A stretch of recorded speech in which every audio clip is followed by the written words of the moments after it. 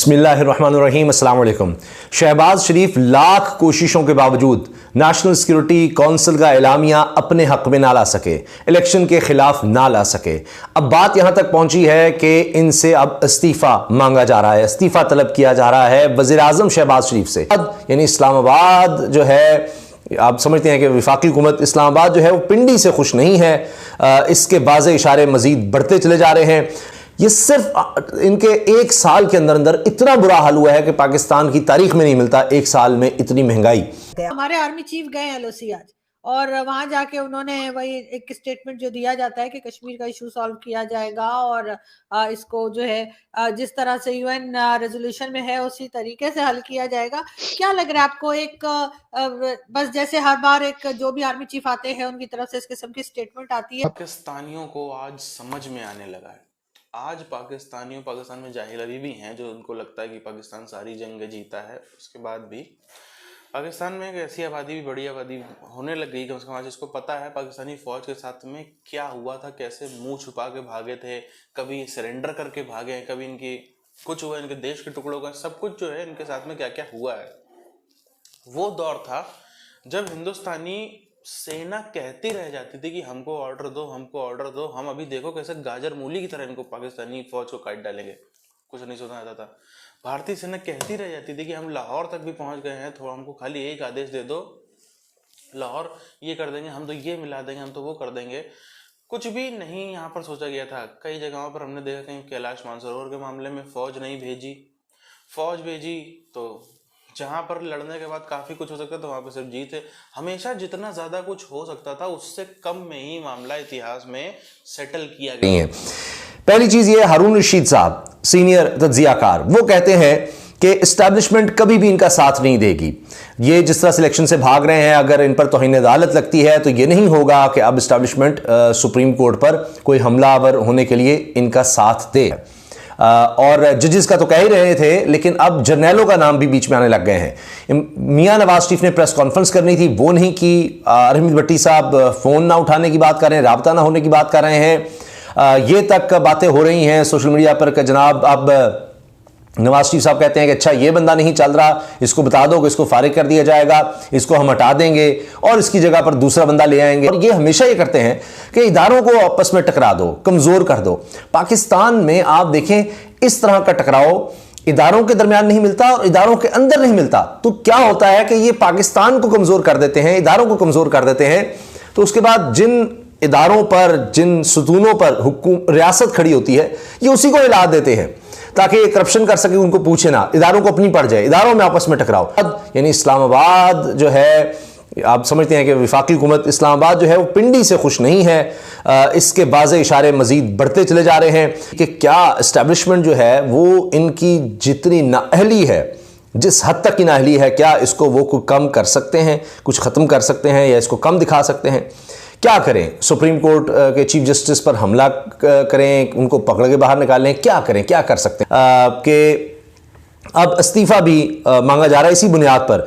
मिसाल के तौर पर फवाद चौधरी साहब ने क्या कहा कि अब जब आप नाकाम हुए हैं नेशनल सिक्योरिटी काउंसिल में भी और आपने जो दावे किए हैं, मिसाल के तौर पर उन्होंने कहा जी हमारी मईशत और सिक्योरिटी हालात इतने ख़राब हैं कि इंतखाबात तक मुमकिन नहीं। ऐसे मौक़िफ़ के बाद वज़ीर आज़म को नाकामी तस्लीम करते हुए मुस्ताफ़ी हो जाना चाहिए। और यह भी कहा कि हुकूमत का यह मौक़िफ़ हैरानकुन है कि पाकिस्तान दहशतगर्दों के रहम करम पर है। हुकूमत किस हद तक जा रही है, यानी इन्होंने अपनी सियासत बचाने के लिए, हुकूमत बचाने के लिए रियासत को दाव पर लगा दिया है कि बता रहे हैं कि पाकिस्तान में इतनी दहशतगर्दी है कि उसके रहम करम पर हैं। हमारे यहाँ इतनी हमने बर्बादी कर दी मईशत की कि हम एक सूबे में इलेक्शन भी नहीं करवा सकते। हमने लड़कर देख लिया, आप वहां भी सीरियस नहीं हो पा रहे हैं।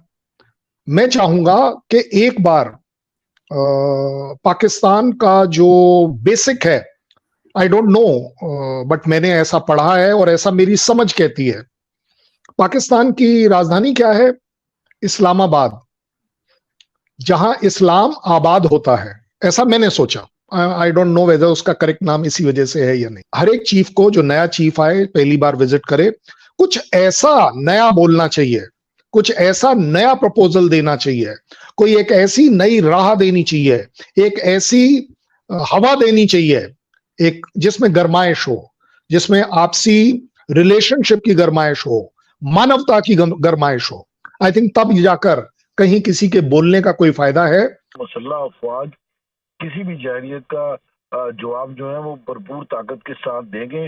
उन्होंने ये कहा कि मुसल्लह अफवाज जो है वो मुकम्मल तौर पर तैयार है और किसी को किसी गलत फहमी में नहीं रहना चाहिए, और अगर किसी ने किसी गलत फहमी में जाहिलियत मुसल्लत की तो पूरी ताकत से जवाब दिया जाएगा। मुझे पहला मतलब है मेरे पाकिस्तान से कि पाकिस्तान का नुकसान है तो ये चीज मैं नहीं होने दूंगा। यस, मानवता का नुकसान है, मुझे नहीं होने देना चाहिए। मैं ये भी कहूंगा इस्लामाबाद में इस्लाम के आबाद लोगों को यह बात जरूर पता होनी चाहिए कि अगर आप 70 साल लड़ाई की कोशिश कर कर नहीं कुछ कर पाए तो एक बार इस्लाम के ऊपर चलकर अपने प्यार और भाईबंद को जगाकर देखे तो सही कि इंडिया कैसे बात नहीं करता, या पाकिस्तान मेरे से गलत कर रहा है। ऐसा नहीं है कि किसी एक पर्टिकुलर चैनल में एक टाइम था कि किसी ने कुछ गलत कह दिया। इनफैक्ट मुझे आज भी याद है आपके ही तरफ से कुछ लोगों ने मुझे सजेस्ट भी किया कि सर वो बेकार प्रोग्राम में मत जाइए, वहां गाली गलौच होती है, ऐसे इंसल्ट करते हैं, क्या फायदा है। ब्लेम गेम पर अटक गए। मुझे लगता है इन सबसे ऊपर उठकर किसी ना किसी को, चाहे वो इंडिया बोले चाहे पाकिस्तान बोले, कि सर मैं उंगली खड़ी कर रहा हूं, मैं बात करता हूं। आरजू काज़मी बात करती है, चलिए आज आप पाकिस्तान बन जाइए और मैं हिंदुस्तान बन जाता हूं और दो पड़ोसी देशों के तौर पर बात कर लेते हैं कि सर ये क्यों नहीं हो सकता। लेकिन मैं आपको ये ऑफर तो कर सकता हूं कि अनकंडीशनल, कोई प्री कंडीशन नहीं है, कोई रिलीजन नहीं है। It is India first for Indian, Pakistan first for Pakistan. Pakistan को पाकिस्तान मुबारक हो, उसकी जय जयकार हो, इंडिया को इंडिया मुबारक हो, इंडिया की जय जयकार हो। बिल्कुल it cannot be at the cost of others. India के न्यूक्लियर प्रोग्राम में कम से कम आपको 1% की एश्योरेंस है, no first strike. That means वो पाकिस्तान के लिए नहीं है, ये पक्की बात है। भारत जो है वो अपने मजमूम अज़ाइम में कभी कामयाब नहीं हो सकेगा, और आलमी बरादरी जो है वो कश्मीरियों को अक़वाम मुत्तहिदा की करारदादों के मुताबिक जो है इंसाफ दिलाए। लेफ्टिनेंट जनरल शाहिद अब्जास जो है कोर कमांडर रावलपिंडी, वो भी उनके हमरा थे। इंटरनेशनल, ये जो इंटरनेशनल प्लेयर्स है ना, इनको ये बहुत जरूरी है इंडिया पाकिस्तान के बीच में कहीं सुलह ना हो जाए, क्योंकि काफी सारे ऐसे जहाज मैन्युफैक्चरर हैं, काफी सारी ऐसी आर्म्स इंडस्ट्री है जिसका तकरीबन ऐसा समझा जाता है 20 से 27% उनका बिजनेस इसी वजह से चल रहा है। 1 साल से ज्यादा हो गया कि रूस अभी स्ट्राइक करने वाला है। ज़ेपोरिज़िया का जो न्यूक्लियर प्लांट है वहां पर कुछ होने वाला है। आजकल तो आपने ये तक देख लिया कि नहीं जी उन्होंने डिप्लॉय भी कर ली, उन्होंने अपनी बाहर भी निकाल ली।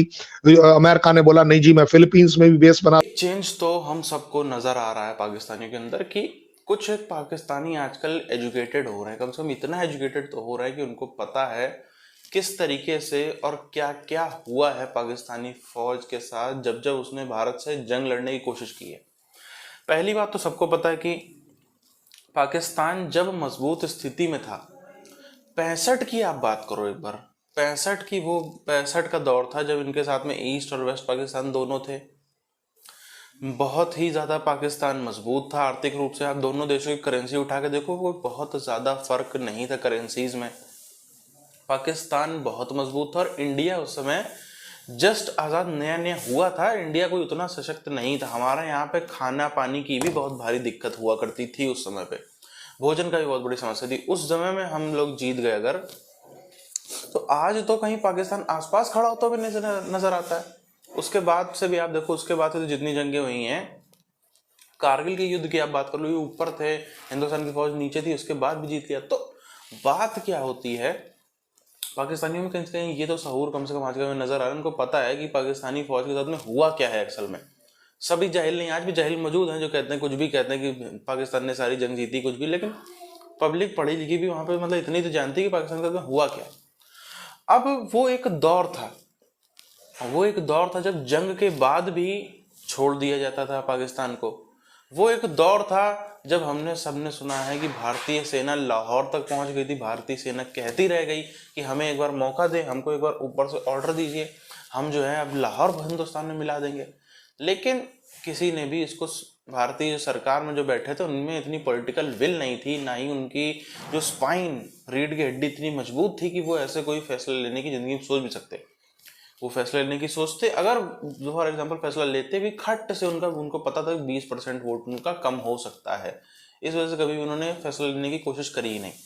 अब उनको पता है कि यहाँ पे एक धमाका होता है, उसके पीछे वहाँ पे सर्जिकल स्ट्राइक हो जाती है, यहाँ पे एक जो है ना बुजदिलाना हमला करते हैं ये भारतीय फौज के बस पे, उसके ऊपर या इनके ऊपर एयर स्ट्राइक हो जाती है। तो इनको पता कर उन्होंने जंग की कोशिश की आज, तब तो ये पंजाब सिंध न सीधे सीधे मिला ले जाएंगे, आधा पाकिस्तान न हिंदुस्तान में मिला ले। मोदी इस बात का खतरनाक खौफ है पाकिस्तानियों में।